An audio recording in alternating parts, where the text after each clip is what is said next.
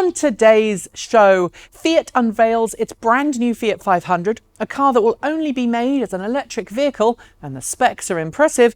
BMW previews next year's 2021 i4 sedan, and Renault's KZE is born for Europe as the Dacia Spring. These stories and more coming next. This is Ecotricity's EcoTEC Roundup Show from New Zealand's only carboNZero certified renewable electricity company. We are 100% Kiwi and we're 50% community owned. Why not switch today at ecotricity.co.nz? Welcome back to another EcoTEC Roundup Show.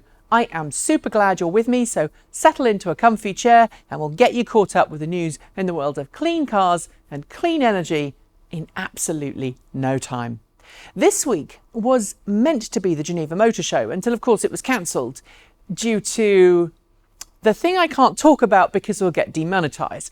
But that didn't stop Fiat from unveiling its all-new Fiat 500 anyway.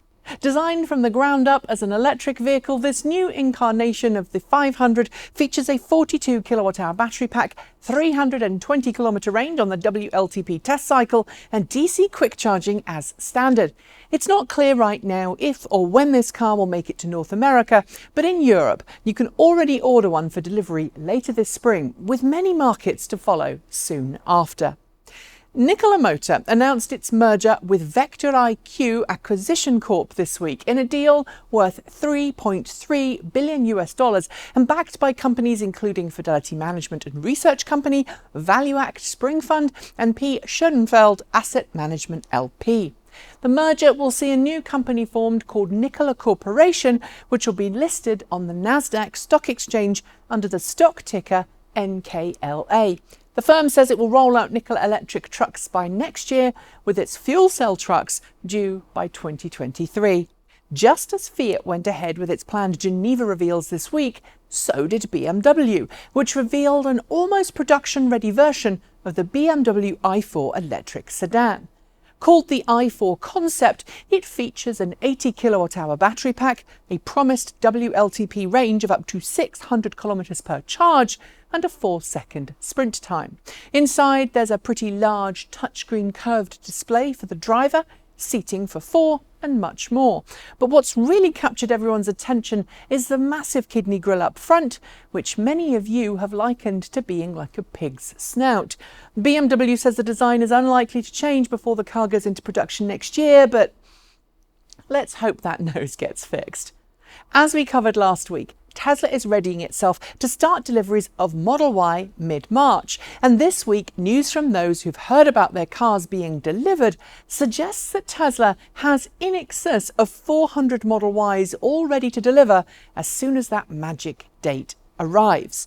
Why is this all so important? Well, it reinforces that Tesla has already ramped up production to significantly large figures, and it could blast through its 500,000 or more pre-reservations in double quick time.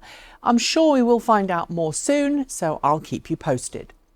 The Peugeot 208, and thus the Peugeot E208, has been awarded the title of European Car of the Year for 2020.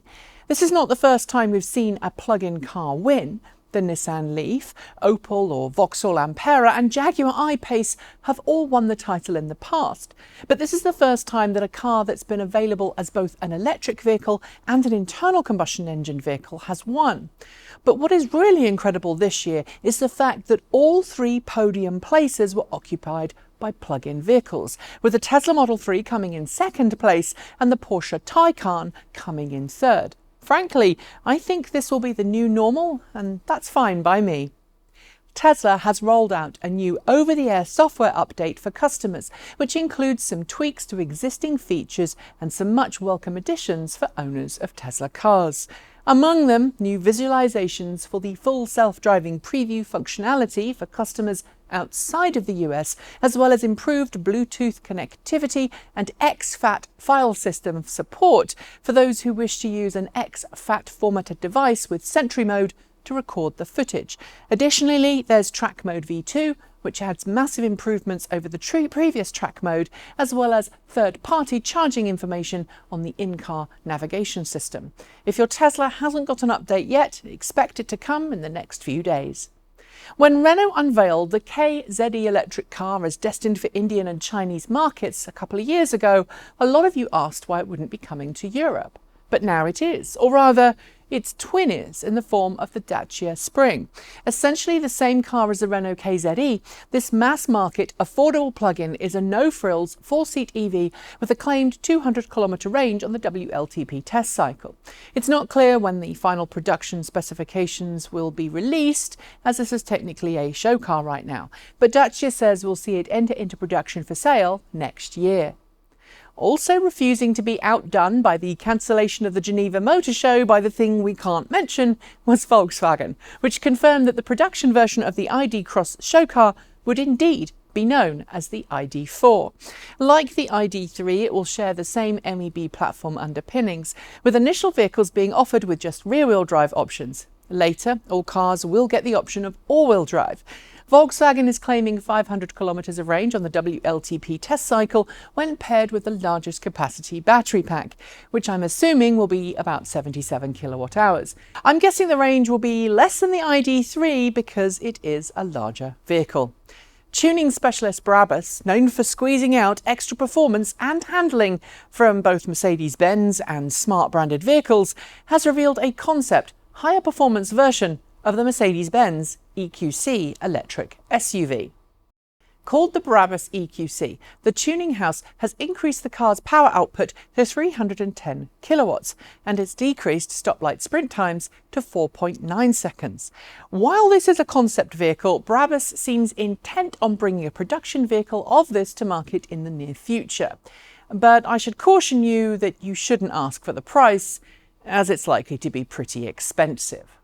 And finally, if the Brabus EQC sounds like it's going to be expensive, then I might be about to make it seem very cheap with this next item, namely the retro-converted Ford Broncos now being offered for sale by startup Zero Labs Automotive. This week, the company unveiled a newer version of its timeless all-electric Ford Bronco, with essentially a second-generation chassis, better performance, and if you want it, carbon fibre body panels instead of steel ones. It's the classic Ford Bronco you know from the 1960s and 1970s, but with an electric heart and incredible performance, which is all so far so good until you learn the price. $185,000. Yeah, this is one for collectors. Collectors with a massive checkbook. And on that note, that's your lot for today. Don't forget to like, comment and subscribe, tell your friends about the show, and if you've got some feedback, then please do send it our way. Make sure that you hit the notification bell so you don't miss out on our next episode, and of course, while you're at it, why not switch to New Zealand's only carboNZero certified renewable electricity company. We make it super easy to help you make the change, and if you do switch, you're going to help New Zealand go zero emission long before 2050, which is when the government wants it to happen. We'll be making some more fun content for you all to enjoy next week, but until then, I'm Nikki Gordon-Bloomfield. Ka kite! See you next time.